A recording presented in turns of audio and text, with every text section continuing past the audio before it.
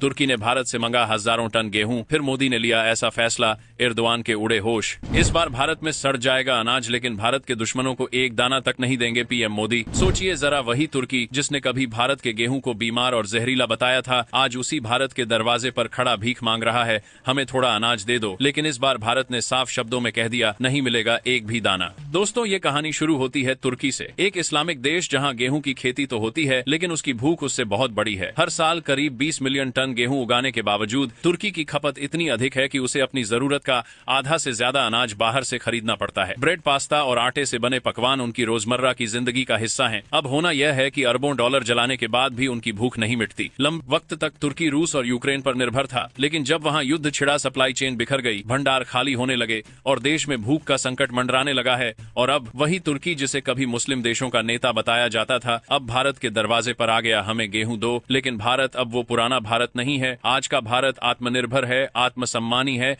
और हर चाल पहचानता है। जरा याद कीजिए 2022 को, जब भारत ने तुर्की को खास सौदे में 56,000 टन गेहूं भेजा था, भरोसा किया, उम्मीद की कि रिश्ते सुधरेंगे। लेकिन तुर्की ने क्या किया, पूरे का पूरा अनाज रिजेक्ट कर दिया। कहा गया कि गेहूं में रूबेला वायरस है। अब सोचिए, रूबेला एक इंसानों की बीमारी है, गेहूं से उसका क्या लेना देना। यही तो चाल थी तुर्की की, भारत को बदनाम करने की चाल। उन्होंने दुनिया भर में यह अफवाह फैला दी कि भारतीय गेहूं खतरनाक और बीमारियों से भरा है। तुर्की ने भारत के भरोसे का गला घोंट दिया। भारत ने तुरंत जांच करवाई और बीमारियों से भरा तैसे की गेहूं।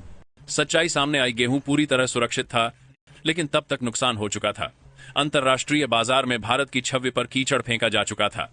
ये अपमान था, और वो भी जानबूझकर किया गया अपमान। भारत ने उस दिन तय कर लिया, अब से कोई हमें हल्के में नहीं लेगा। दुनिया का दूसरा सबसे बड़ा गेहूं उत्पादक देश अब अपना फैसला खुद करेगा, किसी के षड्यंत्र से नहीं। वक्त बीता, भारत ने निर्यात पर रोक लगाई ताकि अपने लोगों के लिए पर्याप्त भंडार रहे। फिर जब हालात सुधरे, भारत ने खाड़ी देशों को गेहूं की सप्लाई शुरू की। सऊदी अरब, यूएई, कतर जैसे देशों में भारतीय गेहूं की मांग बढ़ती गई।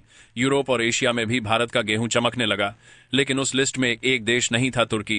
क्योंकि भारत सब कुछ भूल सकता है, लेकिन अपमान नहीं। और अब जब तुर्की की गलियों में आटे की कमी है, जब ब्रेड की कीमतें आसमान छू रही हैं, तुर्की दोबारा भारत की ओर बढ़ा। लेकिन प्राइम मिनिस्टर ऑफिस ने दृढ़ता से कहा, हम अपने लोगों को भूखा नहीं रख सकते किसी और की माफी के इंतजार में। भारत ने फैसला भावनाओं से नहीं, सम्मान से किया है। यह वही देश है जिसने हमें नीचा दिखाया था, और आज वही देश भारतीय गेहूं के लिए तरस रहा है। किस्मत का चक्र ऐसे ही घूमता है, जो कभी दूसरों पर हंसता है, आज उसी को रोना पड़ता है। वही तुर्की जो कहता था कि भारत का गेहूं खतरनाक है, अब जिसके बाद उसी गेहूं को पाने के लिए हाथ जोड़ रहा है। यही है समय का न्याय। भारत ने साफ कर दिया, दुनिया के हर कोने में मदद पहुंचेगी, लेकिन जो हमें अपमानित करेगा उसे माफी का गेहूं नहीं मिलेगा। ये कोई नफरत नहीं, ये आत्मसम्मान है।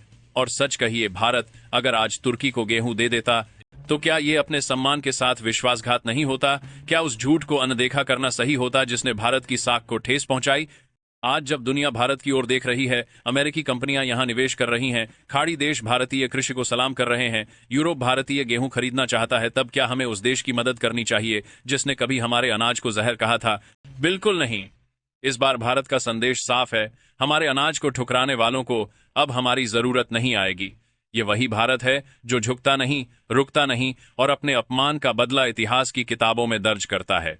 तुर्की ने जो बीज बोया था, आज वही काट रहा है। उसे अब समझ आ रहा है कि भारत के साथ खिलवाड़ करना कितना महंगा पड़ सकता है। तो दोस्तों, अब सवाल आपसे, क्या भारत को तुर्की को गेहूं देना चाहिए, या फिर यह सही वक्त है दिखाने का कि नया भारत किसी की सुनता नहीं है, बल्कि वो ताकत है जो दुनिया के रुख बदल देती है? जय हिंद।